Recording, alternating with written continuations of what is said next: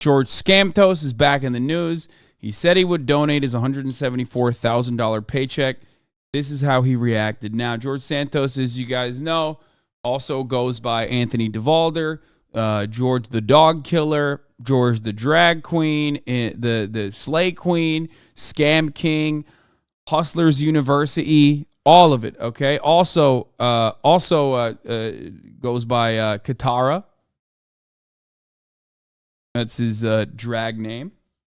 Let's watch. Out front of embattled Republican Congressman George Santos, making even more questionable claims. This time in a Brazilian podcast, which was just released, but actually was recorded 2 weeks before his laundry list of lies about his education, work history, family life, religion were first exposed, right? So this was back when he didn't know anybody knew that all that was false. So these new claims we're finding out include that he was mugged in Manhattan, which an NYPD source says there is no record of, that he survived an assassination attempt, and that he'd donate his entire congressional salary to charity, which today he refused to say he would still do.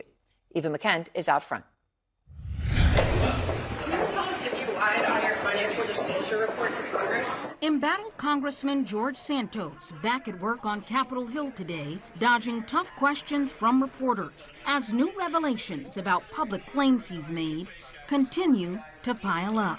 Judge, primeiro lugar, obrigadão. The latest coming from a recently released interview with a Brazilian podcast that was taped in December, shortly after Santos won election in New York's 3rd District. Santos claimed in the interview, done in Portuguese, that he was mugged on 5th Avenue in New York City in the summer of 2021 as he was walking out of a commercial building in broad daylight. They robbed me, took my bag, my shoes, and watch. But a source with the New York Police Department tells CNN there's no record Santos reported the alleged crime. The lack of a report doesn't mean the alleged incident didn't take place. But dude, come on, man. This guy is fucking, I mean, every day, dude. Every day, dude. Every day.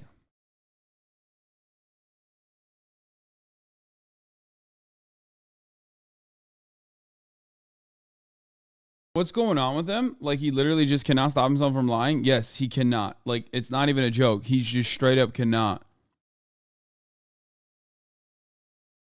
I have not been enshrined in late night TV history with all these impersonations, but they're all terrible so far. John Lovitz is supposed to be the one of the greatest comedians of all time, and that was embarrassing. For him, not me. These comedians need to step their game up. Maybe the source material was weak. Now he's duking it out with Trixie Mattel. What the fuck? Clearly, you know all about weak acting skills, Trixie Mattel. I'm not an actor. I was young and I had fun at a festival. Oh, shit! What a ratio! It's all good. I won my race against the fan favorite, too.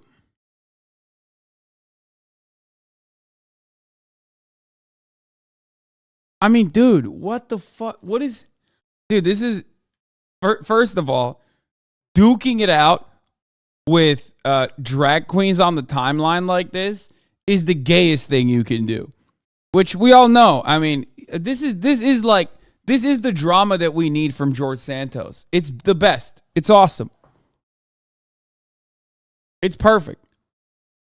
And he is not beating the drag allegations, okay? Straight up. I mean, he didn't beat him at any meaningful capacity, regardless, because, like, he was caught in 4K or maybe 1P, whatever you want to call it. But yeah, there's nothing more drag than fucking getting sassy with a drag queen on the timeline, okay?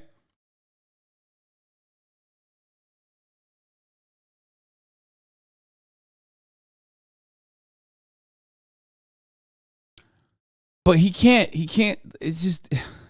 He just can't stop himself. At this point, you're being ableist, okay? He's a pathological liar who is physically incapable of not lying. But it draws further scrutiny of the claim made by Santos, who has already admitted to lying about key parts of his biography.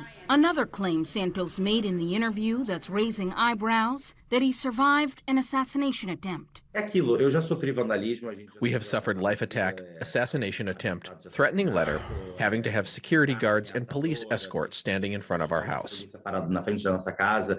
But Santos did not go into any further details or provide any corroborating evidence. In the same podcast, Santos suggested he was living comfortably, enough to make a pledge to donate his congressional salary to charity. He declined to answer questions about that vow on Tuesday. The podcast, you said you donate your salary. Do you still plan to do that? The 34-year-old did say he would cooperate with a potential upcoming House ethics investigation. Will you cooperate with ethics investigation? Absolutely. Santos wasn't among his colleagues at the new member reception this evening at the White House, though he was invited. I just didn't have the time. It wasn't on my schedule. Sorry. What are you doing instead? Constituent services. Santos already facing questions about his future plans, including whether he'll run for re-election. What? Bro, how about he run from the authorities? It's going to be real funny when they actually do conduct an investigation into how he funded his campaign, and then he has to like fly away to a different country or something,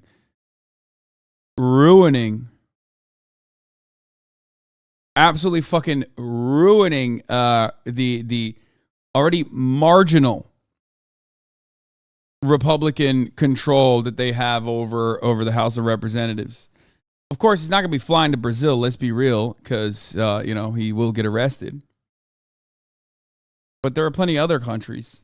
So early for that question. I just got here, guys. And Aaron, I spent the day asking Santos's congressional staff about the many claims he made in that podcast interview.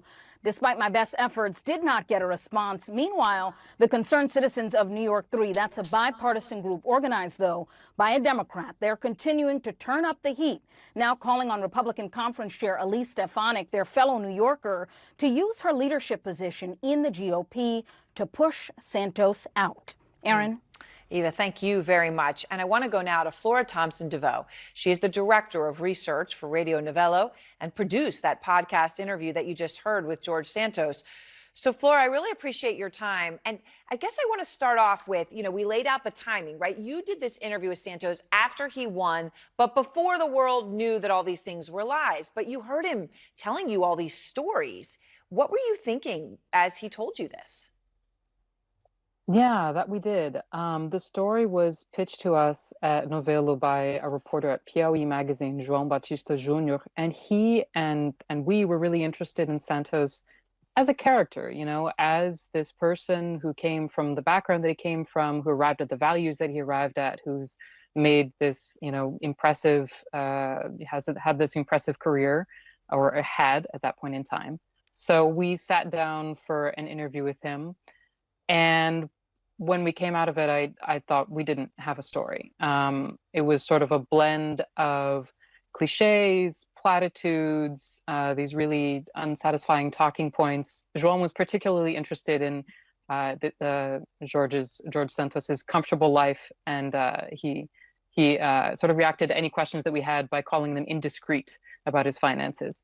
But in general, it just seemed like it was a blend of there was some fake news, some fabulism, and I made the judgment call that we didn't need to give this guy more oxygen. And well, by now that quickly became a moot. Yeah, you were wrong. You were wrong. You tried to keep a queen down, okay? You were wrong about that. Yeah, wrong. You should have given him all the oxygen, okay? Popping off. She's just mad. She's just mad. She hates to see a queen thrive like this, okay? Point. Right, but it's interesting when you say you felt that there was fabulism. I mean, some of the things that he said, and as you point out, that every time you asked about finances, he said indiscreet, tried to punt it or walk away from it. I mean, I feel like that really is significant details that you're sharing.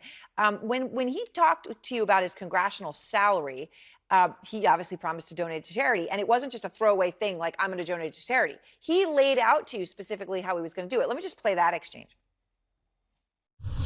São $174.000. It's $174,000 a year, which I've even decided I'm not going to receive. I'm going to receive, but I'm going to donate. So I have already chosen 4 NGOs to which each quarter I will be delivering a check for the net. Yeah, one of them is his own dog killing NGO, where he specifically goes and murders someone's service animal. Profit of my salary. Okay, incredibly specific. He's picked 4 NGOs every quarter. They're getting a check. So then today, he was asked about that very promise that he made on your podcast, and here's what he said. On a Brazilian podcast, you said you donate your salary. Do you still plan to do that? Do you think any charity will ever see that salary? Unclear. In the same story, we also spoke to the man who was on the receiving end of the bad checks that Santos wrote in 2008. And he, upon hearing that Santos was planning to donate his salary, said that he would like to be put on a list of potential recipients. So there's that. So I want to play a little bit more of what he said to you about that alleged mugging in Midtown Manhattan. I just want to be clear. He said it happened in broad daylight.